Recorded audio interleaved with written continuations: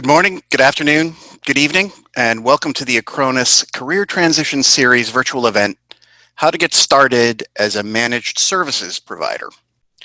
I'm your host, James Slaby. I'm the Director of Cyber Protection at Acronis.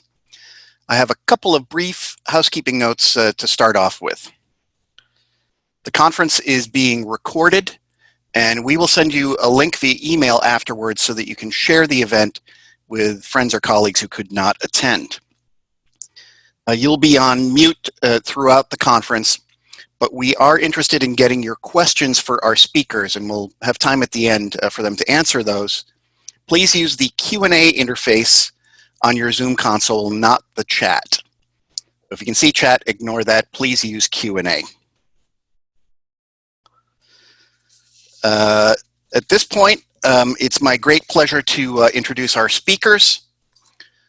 Roland Bartl is Principal Consultant for Career Management with the Right Management Switzerland Group and a member of the board there. As IT Project Manager and Business Architect of a leading financial institution, Mr. Bartl conducted various projects in a national and international environment for many years. Furthermore, he gained valuable leadership experience on a cross-cultural level as head of the IT Center Blue Cameroon, a project of development cooperation.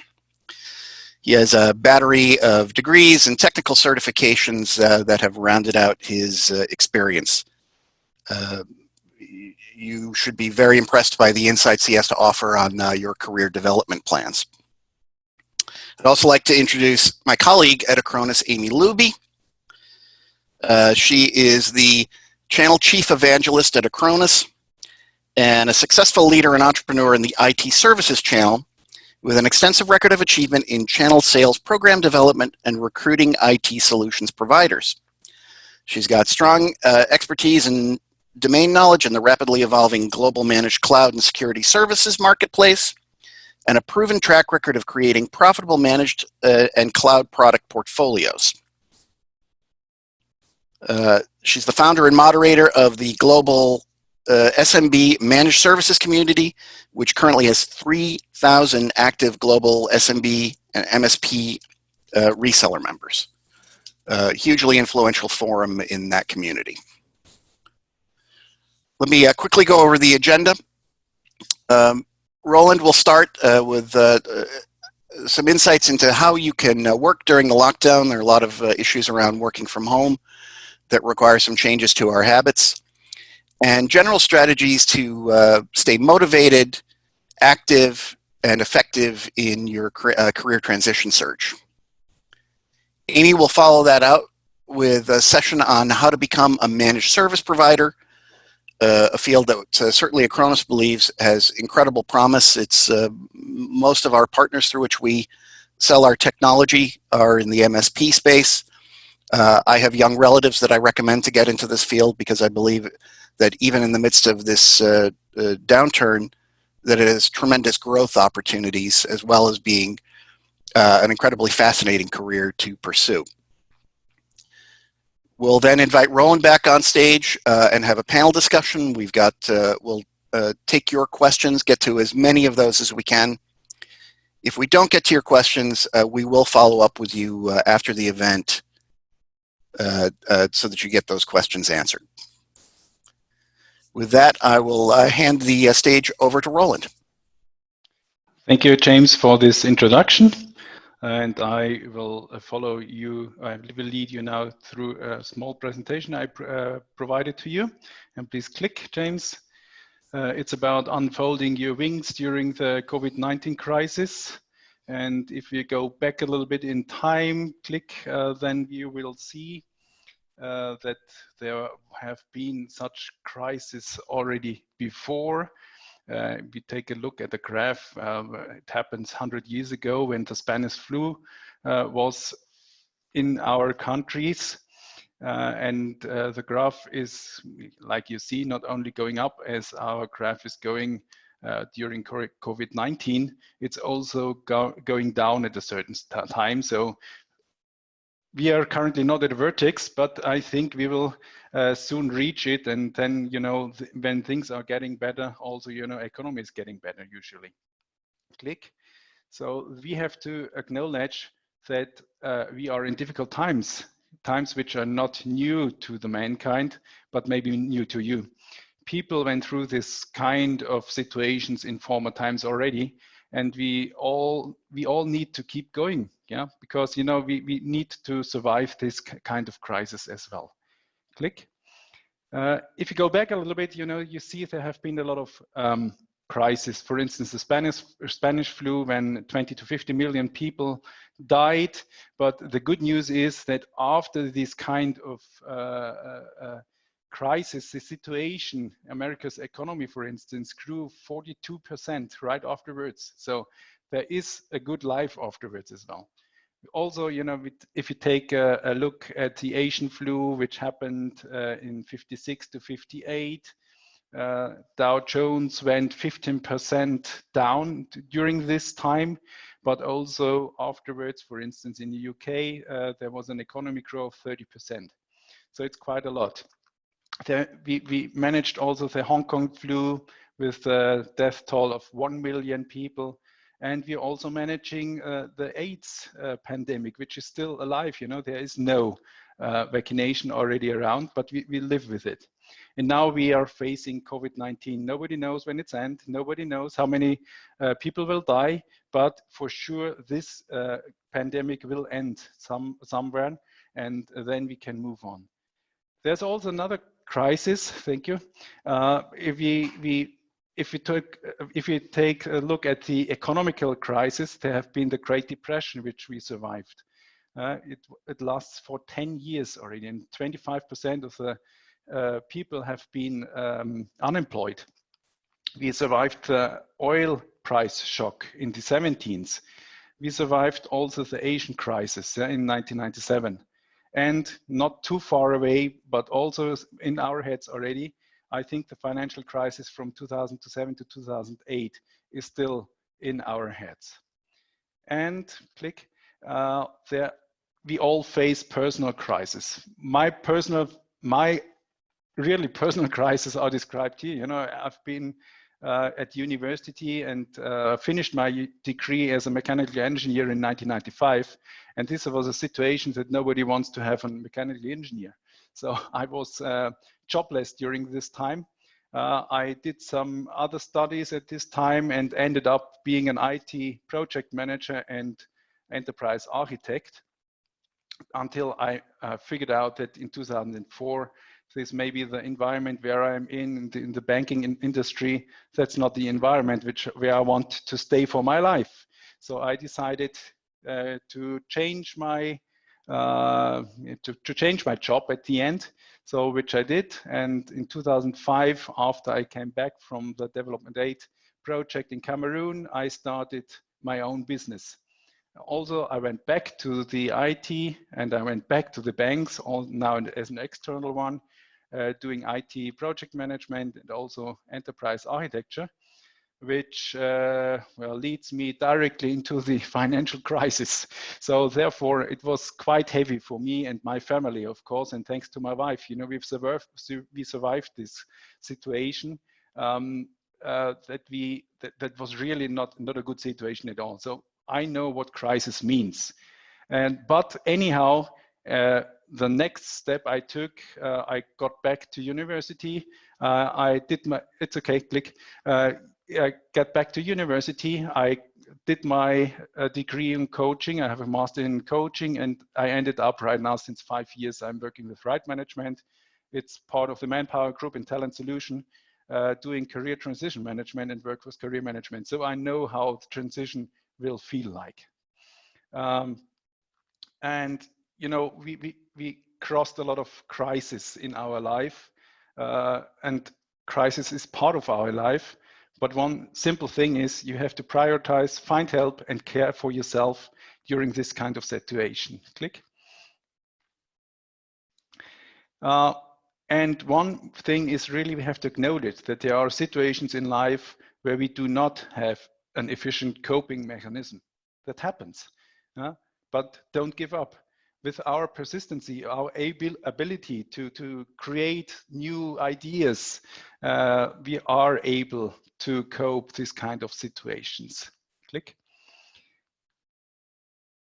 One important thing you need to cope with the situation is resilience. That means you have to accept the situation, you have to be optimistic, also solution oriented. You need to be agile, looking around, where's my way? It's not only one way which I have to follow. There are several ways which I can follow. So be agile enough to look at the things in a different way. And you have to be able to learn things, to adapt yourself into different situations and environments. The behavior you need is to be very structured for yourself. You have to structure your life. You have to prioritize your life. You have to be positive and realistic, both. Only positive alone is not enough. It also should be realistic. And what you need to do is doing some networking. So it's good for us that we have kind of LinkedIn and all these social media things. It's easy to be connected in this certain times at the moment. Click. When I see your different situations in your life, they might be that you're in home office at the moment. It might be that you're in furlough situation, or maybe you're searching for a job. I put the focus on this today on the job search, but even then, for the others, I think it's also important what I want to say. I also say a little bit about home office and furlough, and which happens right now. It's maybe a little bit more in a way to smile, click, because when I think of home office, most of the people are thinking of crying kids at home and doing your household, when also cooking and also doing your job and all these things. But there are also good things are happening. Think about the digitalization. So there was a quite good boost on the digitalization. It's not because we have managed to do so, because we must manage the digitalization. So a lot of people are staying at home, doing their work in circumstances which are maybe not always good, but some of the people are really appreciate this kind of situation. Click. Some of the people, like the introverts, they are happy with the situation. So, but we also can learn from them. We have to acknowledge that the situation we are in, maybe you're locked in your room. This will be maybe for 1 week, for a month or something, but in a certain time it will end. Yeah?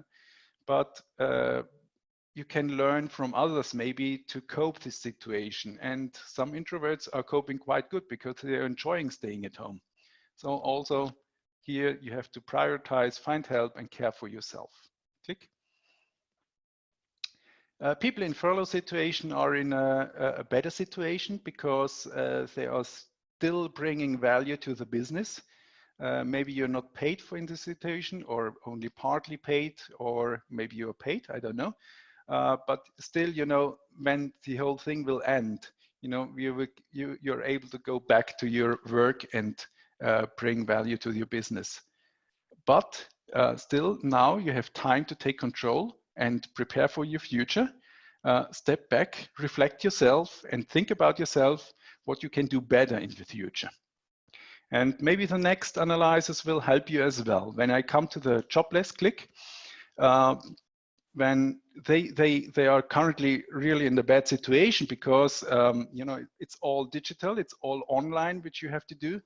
But anyhow, you have the possibility to analyze the situation. You have to analyze the organizations at the moment. You have to analyze yourself, and then maybe you can match, what the market is searching and what you're offering in this situation.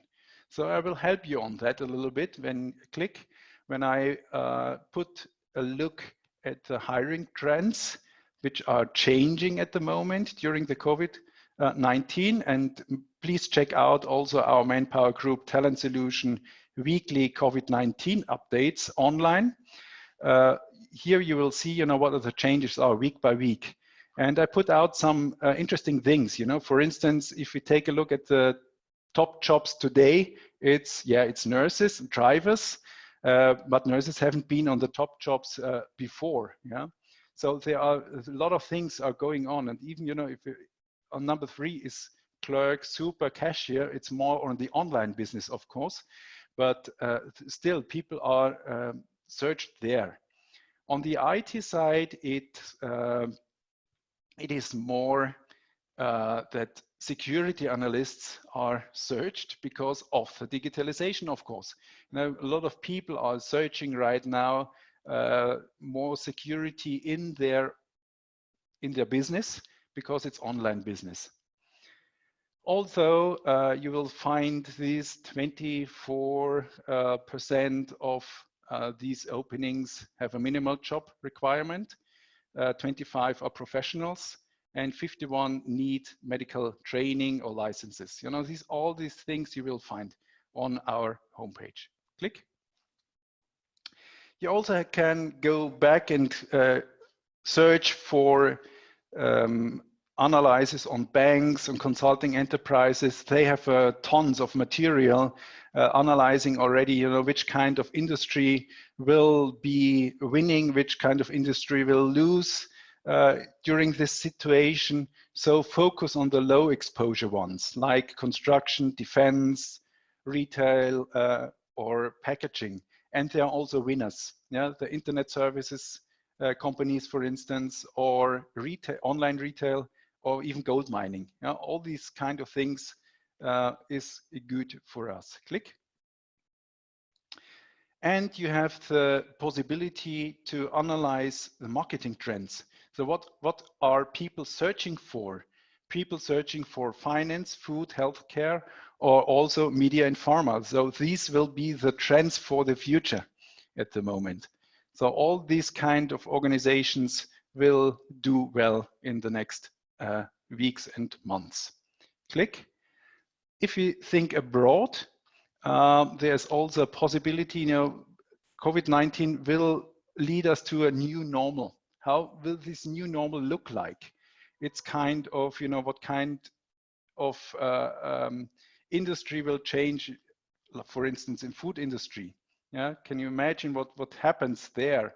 How we will deliver, for instance, fresh food in the future, yeah, or in the entertainment industry, gaming, yeah, all the gaming industry, for instance, or cooking and music classes on virtual base, education, sports, and well-being, yeah, all these virtual classrooms which are popping up at the moment, which is a good thing. And the service industry as well, you know, think about all the contactless systems which are needed in the future. Also for healthcare and health technology, of course, yeah, telemedicine might be a thing, or smart hospitals will grow, and digital medical assistance will grow, and all these things, which now there's a big boost on that. On electrical appliances, it's sterilization machines, for instance. Yeah, so we can search for that. And last but not least, but think also about these office cost reductions opportunities. When organizations figure out that home office is a good thing, yeah, then maybe they will switch more to home office. And what does it mean to us? Click. Now we have analyzed, you know, the whole environment. Now it's coming back to you, and this is maybe a more difficult analysis for you, but it's really, really useful to go back to work. So, for instance, you have a lot of skill sets: personal, social, methodical, and technical skills. And if you analyze yourself, then you think about your personality, for instance, who you are, what is my unique selling point, and a personal. Maybe it's your attitude, and you're trustworthy or resilient, realistic. Yeah, on the social skills side, maybe it's your communication, that you're easy in interacting with others, or you're very tolerant, for instance. On the methodical side, it's problem solving skills, which are very good. You know, you are able to analyze difficult situations and go step-by-step plans. Then also technical, easiest way for me to explain is linguistic. Maybe you're aware of, you can speak a lot of languages. Click. Then you put this together to a 30-second spot. So your name, your responsibilities, your achievements, your biggest skills and your unique selling point, your interests, and your future plans set together into 30 seconds, maximum 1 minute. Yeah? So that's you then. Yeah? You have made a lot of thinking to go there. And if you have prepared this, then you can start and you can start to build some stories around you. Click. Following this kind of process, yeah, you have some challenges which you coped in your past. What was my problem? What was my challenge? What was my role? How did I? What was the setting around? And then you did some actions on it. Well, describe what you have done, and describe also the result. Yeah, was it a good result? Are you proud of it? I hope so. If not, what you can do differently the next time. Also, if you have been proud of it. Yeah. And this kind of stories, when you have prepared all of this, yeah, then you can do a kind of mapping. Click. You will bring together all your analysis on the macro environment. It means, you know, analyzing the market, and also micromanagement, analyzing yourself. If you have analyzed yourself and see the value for the market, then you can start to sell yourself on the market. Click. So I hope you keep going. I hope you won't be pessimistic. I hope you are optimistic in this process. If you're not optimistic at the moment, fake it, because this helps you. Fake to be optimistic. And each day is a new day of opportunities you have to see to improve yourself. Take this day and make the most out of it. Click. So, short summarization. A crisis are part of a human experience. We have to acknowledge that. Humanitarian crises are more dramatic than economic crisis because it hurts, yeah, people are dying. But usually after humanitarian crisis, there is usually a thriving economy. So it's coming back all. This time is also an opportunity. So stay optimistic, reflect yourself, be ready for the next chapter in your life. And check your market on opportunities instead of hiding away. You will discover also a lot of chances out of this crisis. And maybe in 10 years, you reflect yourself and saying, oh, that was the best thing that ever happened to me. I hope so. And if to go there, I just like you to say, you know, you prioritize your day, you structure your day, talk with friends, but also care for yourself. Yeah? Click.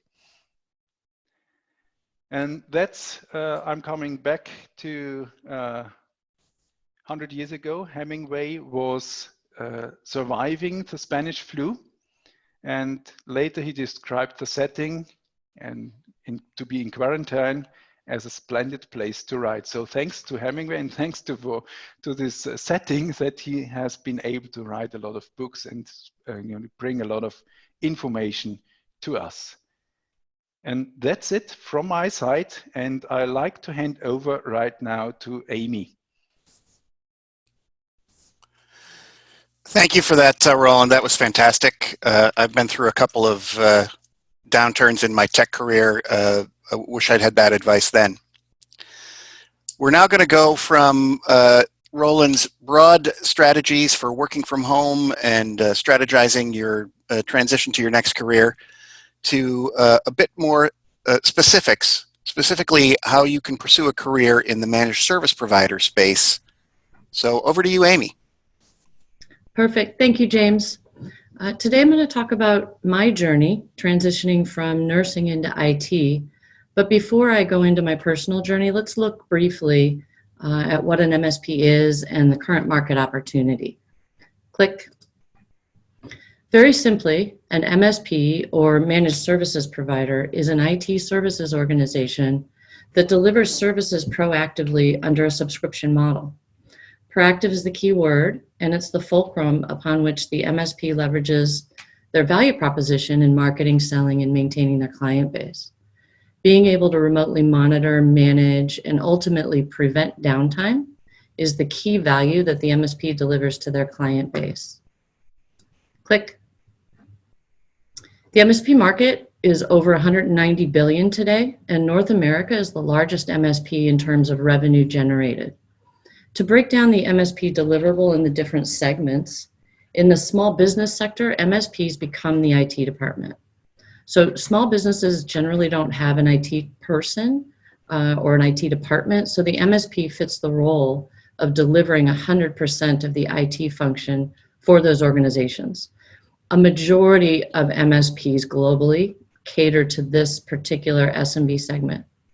In the mid-market and enterprise, these larger companies, the MSPs provide specific support with the corporate IT department together, and they may provide just a range of different services depending on what that IT department needs. And then we have global systems integrators and consulting firms who offer a range of enterprise level services. Accenture, CSC, they're giant consulting firms, and even Hewlett Packard and IBM compete here. Click. But most MSPs, they're small. They're small businesses. On average, they have 8 employees and $1 million in annual revenue. Click. To learn more about what an MSP is, I have a training class on learning.acronis.com entitled What is a Managed Services Provider or MSP? So feel free to go check that out. Click. Now onto my story. So I didn't start in IT. My degree is actually in nursing, and I spent about 4 years as an oncology nurse before leaving that role to stay home with my children. After leaving my nursing career, I went to work part-time for a small marketing firm and did remote work on a project basis for them. I built marketing databases, and this particular firm focused on auto dealers. So I built and maintained marketing databases for them. When you bought a car, you'd get a thank you letter, and then a reminder for an oil change 3 months later, and a birthday card, and so on. As I was doing this part-time, I took a few networking courses, which used to be called MCSE, or Microsoft Certified Systems Engineer. Those courses have evolved and are called different names today. But I started first in database development and added that network management piece. As a young mother at that time, I was pretty happy doing my side gig, and it was nice to have the extra spending money. I thought frequently about taking my business full time, but I wanted to wait until my children were in school. My plans then, though, were derailed by 9/11. When the terrorist attacks happened, our economy here ground to a halt, and my husband lost his job a month later. As October passed, we went into November, and by Christmas, we had gone through the small savings we had. We had 5 children at the time, and nobody was hiring, like nobody. Both of us were looking for work. I had enrolled in a nurse refresher course while at the same time I was interviewing for IT jobs. My mother actually started to help us pay our mortgage and help us buy groceries, but as March approached, we were in really bad shape financially. My husband finally did get hired into another sales role, but it was commission only. One of our cars had actually been repossessed, and I was at the end of my rope.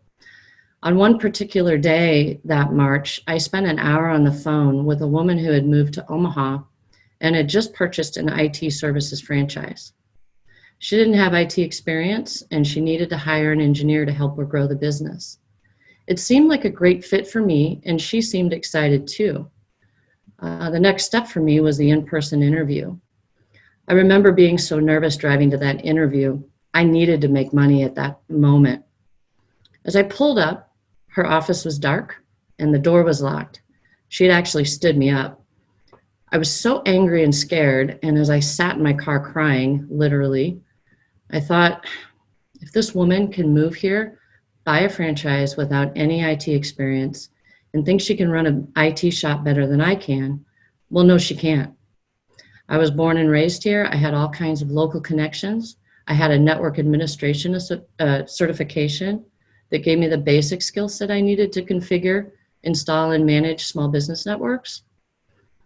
I literally registered my business that day, and I spent the last $500 I had on signage for my van, basic network technician tools, and a chamber membership. I also took the CompTIA A+ exam to prove I had basic hardware skills as well. I knew I needed to get selling, and my local chamber of commerce was a local and a large and active chamber. I didn't have enough money to pay for the full $300 annual membership, so I went on the monthly plan. That same week, though, I went to my first chamber meeting where I met a man named Roger. He had a small but growing landscaping business. He needed computers and a small network setup. Roger was my first client, and I was able to actually pay my mortgage that month with what I earned from that project, and I never looked back.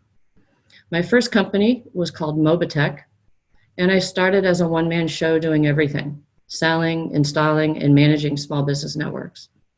By the end of that first year, I had 2 employees, and as we grew the company, I started to focus more on sales and operations, where my business partner focused on the technical side. We grew the business for about 4 years, and then we saw an opportunity to pivot into what is now called a master MSP. This business, called MSP Services Network, delivered 24/7 NOC and help desk services under a white label model to other MSPs. We helped them grow and scale their businesses by being the back-end service provider under their brand. In 2010, MSP Services Network was acquired, and after a year of staying on the board, I moved over to the vendor side and have since worked with software vendors like Acronis to help them build their MSP channel programs. Click.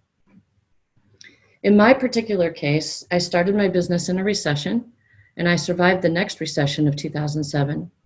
I learned database programming on my own, but then went to a Microsoft certified training organization to get my MCSE certification.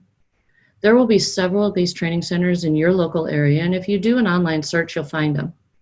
There are also online training centers for those who prefer online courses. Also, my A+ certification came from CompTIA.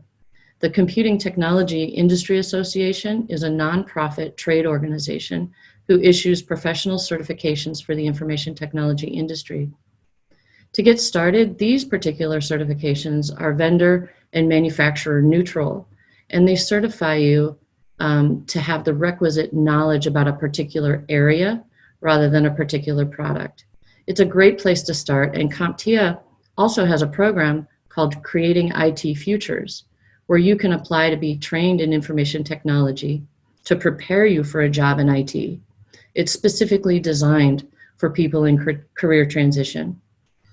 Also, I recently saw that one of my local universities is offering free bachelor degrees for folks who have a household income of under $60,000. You may have similar university programs near you. I encourage you to check out all the trade organization and vendor resources. The MSP channel community also has many other types of resources, like Carl Polachuk's popular book, Managed Services in a Month. Click.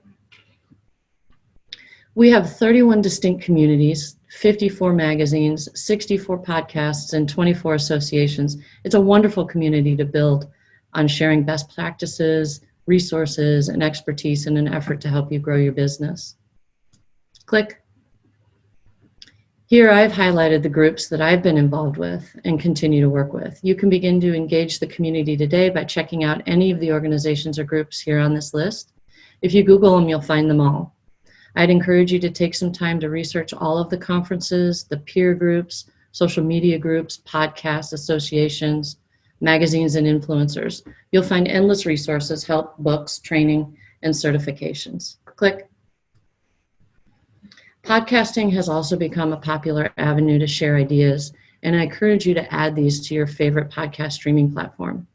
These MSP-specific podcasts are a great way to learn what's happening now in the channel and where the opportunities are for building a business. If this coming recession is anything like the recession of 2007, about 25% of IT services organizations went away. But at the same time, there was a huge influx of new consultants and MSPs who had been let go from previous jobs, who entered this space and were successful. Creativity and willingness to change are the keys to success in transitioning your career at any time, but especially in a recession. It is absolutely possible to be successful now. And James, back to you. Thanks, Amy. I know we've been working together for some weeks now, but I didn't actually know your story. It's really inspirational. I hope the audience finds it that way too. Audience, I encourage you to keep asking questions with the Q&A interface. I'm going to invite Roland back on stage as well. Speakers, please turn your cameras on so we can see you, and unmute your microphones. And let's see. Question here. I think, Roland, this is probably a good one for you to take. How can I motivate myself in this situation to learn something new? Yeah, thank you. This is a good question. I think learning is something which will accompany you lifelong. Every situation in your life will tell you something about you. You have to first, to see where I'm coming from, where I'm going to, and also, what is my personality about. And then think about, what can I learn out of my situation, out of this kind of situation which I'm in at the moment. Learning does not mean you're only reading books or going to the university or booking stores. It's also, take a look at the certain things, try to find the best way you have to cope it, and then try it. Yeah, it's also try and error. It's a lot of learning as well. So you can motivate yourself by doing things. Think about tomorrow I want to do this. Structure yourself and then do it. Yeah, that's the simplest advice I can do. Thanks for that, Roland. Amy, any thoughts there? For me, it's really staying centered and taking a step back a little bit from news and everything else that's going on, and find time really for myself to, read a book, anything that I can possibly do to kind of remove the clutter and get my headspace clear. So for me, it's more about that. That way I can stay kind of focused then on what's important to me and where I want to go. Great stuff. This is one I think you can both answer. Amy, why don't we start with you on this one? Was the transition from a technical role to a management role a difficult one? For me, not terribly difficult. I mean, I was an engineer, but I was never going to be the greatest engineer on the planet. So I knew that I needed to bring that talent on when I first started, eventually, in order to grow my business in the way that I wanted to grow it. So it really wasn't that difficult. And I think just being bent that way, part of being a good manager is knowing where your limitations are and bringing people in who can fill that requisite and help you build your business in a really good way. So for me, it wasn't terrible. I mean, I had to learn the basics, how to hire, how to fire. I had to get really good at economics and running a P&L and things like that. But I was kind of bent that way. So it was natural for me. Roland, I know you've worn both those hats as well. What's your thoughts on this? So to me, it was a little bit different because when I was working as an IT specialist, it was always my topic. I want to understand the psychology of the people, and to understand the psychology of the people means also, how to manage people, because if you understand other people's, then you know how to treat others in the right way. And therefore, it was quite obvious to me that I will do the next step to go into the management role. And what the most important thing is, it was always the aim of me that I support the others. That I'm helping the others to be great in their work. And that I did already before and without a management role, and now have the responsibility to do so. Thank you. Thanks. I really like this question, and based on both your stories that we've heard today, I think you've got some good answers there for it. How can I practice resilience? Roland, why don't you start with that? Yeah, I think there are a lot of things you have to do. First of all, you have to get enough sleep, because if you're tired, you can't focus on yourself. Yeah? Maybe you have to practice also thought awareness. Yeah, that means think positive. Think, watch yourself while you're talking. Is it negative or positive? If you're always talking negative, you have to change something. That's something you have to. It's easy to do, but it's not easy to change. It's easy to reflect yourself, but it's not easy to change yourself. And also, in this kind of situation, put some targets to yourself. You know, this SMART thing, being specific, measurable, achievable, and there must be a result in kind of time. So these kind of things will help, you know, to encourage your inner resilience, because you can train it. Some of us have it more by nature, others less, but you all can train it. You know, there is a possibility to get the next step, to be more optimistic, to find new ways, and also to cope the situations then. Fantastic. Amy, I know you've, based on your story, you've got some thoughts on the notion of resilience. Well, I will tell you some practical things, and for me, this was really hard. You know, when you know you don't have another corporate paycheck coming, my knee-jerk reaction is to panic and start looking for jobs. And, you know, I spend a ton of time in front of the computer. I want to see what's open and what I can apply for. And, you know, obviously you have to take care of the practical side, right? But at the same time, going down a rabbit hole like that all day long can really bring you down. And so I had to really discipline myself, schedule my days in those early days where I spent maybe a couple hours first thing in the morning doing the things that I needed to do to either find, you know, early on before I started the business, to find a job or bring some money, whatever. But then step away from that and allow myself to enjoy some time, and do something that I enjoy, whether it was gardening or whatever it was, even if it was for a short period of time that day. And that's hard when you're in panic mode, really hard, and I get that. But I promise it's extremely important to step away physically and mentally from that situation, put yourself into another situation which can be enjoyable. Your creativity will start to flow. You'll start to think about things a little differently, and it will help you take that next step. It'll get your mindset to the point where, you know, new ideas or different ideas can actually enter your mind, and then you can start to think about those and plan on that.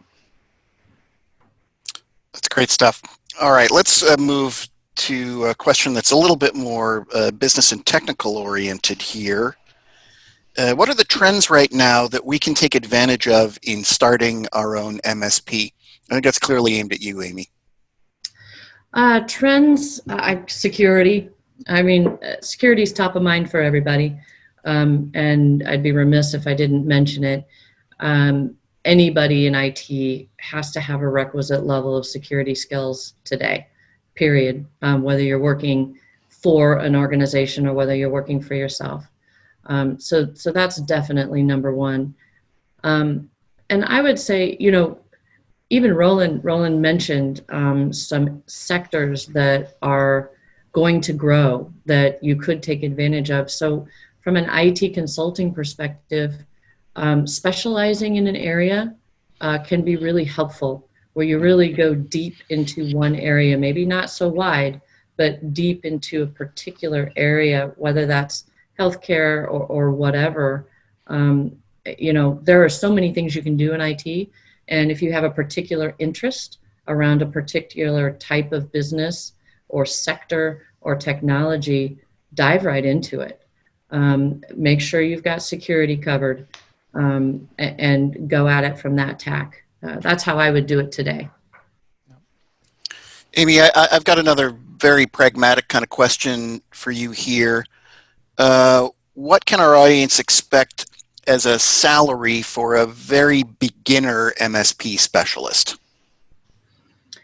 You know, a lot of the one-man shops, one-man bands, you know, they're pulling in a six-figure total revenue. Okay, so if there's a one-man shop, you know, they're probably pulling in on average somewhere around $150,000 to $200,000 at the end of that year. That's total revenue for their business. That's not necessarily what they're taking home. But I think that's a realistic first step in starting a business from scratch as a one-man band. You know, obviously as you grow, you know, the average MSP is $1 million in revenue. So at that point, you know, your ownership is more than likely taking a six-figure income. That's something to aspire to for sure. Roland, I think this one is for you. I would like to change my profession. How realistic is that? Yeah, so it depends on the people, or the you know, on your. Let me put it like this. You know, I'm a coach. I'm supporting right now for more than 10 years already people who want to change their professions. And about, you know, they are coming, they're telling me, you know, I want to be this and this and this, and then I figure out with them, you know, you have to train yourself, you have to do that and that and that. And most of the people, if they really want to change, they are able to cope with the situation. So they will go back to learn something. They will go back to get a bigger network on this profession they want to have. Because if you want to change, you need two things. You need the right network, where you can spread out, you know, where you can tell the people, that's me, I want to be with you. And what you also need is, you know, the right background. If you're, for instance, starting only, I want to be an astronaut, and I haven't even done a training right now, then it won't be very realistic to be an astronaut tomorrow. But if I say... You're dashing my childhood dreams there, but go on. Yeah, sure. But if you're telling you, for instance, I want to be an IT specialist by next year, then it can happen, because then you can sit today and start your training, and also, you know, day by day you will be more increase your proficiency at the moment, and then you will be there at once in a time. But it needs a little bit of time. Yes, that's right. It's not from today on tomorrow that you're changing your profession. It needs a little bit of time, and also, you know, courage to go there. Thanks for that. Amy, I'm going to ask you a couple of, again, more specific to the MSP business questions. What is your forecast for the MSP business after the pandemic? Will it grow further, or is this just a kind of a temporary growth spurt that you envision?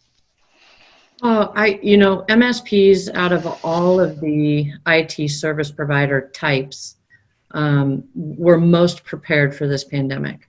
They were most prepared to help people work remotely. That's the core of what an MSP organization does and is. So the interesting part of that is, as I mentioned on one of those slides, a majority of MSPs have played in the small business space, where small business owners don't have an IT person or an IT department. They typically have not played largely in the mid-market, where an organization has IT people. Traditionally, the mid-market IT organization has seen an MSP as a competitor, or someone who's a threat to their job. Today, those mid-market organizations, those IT folks in mid-markets, are completely overwhelmed right now with trying to get their corporate workers working productively from home. It doesn't mean they don't have skills. They definitely have skills, but there's a huge difference between supporting 250 people in a single building versus supporting those 250 people when they're all working from home.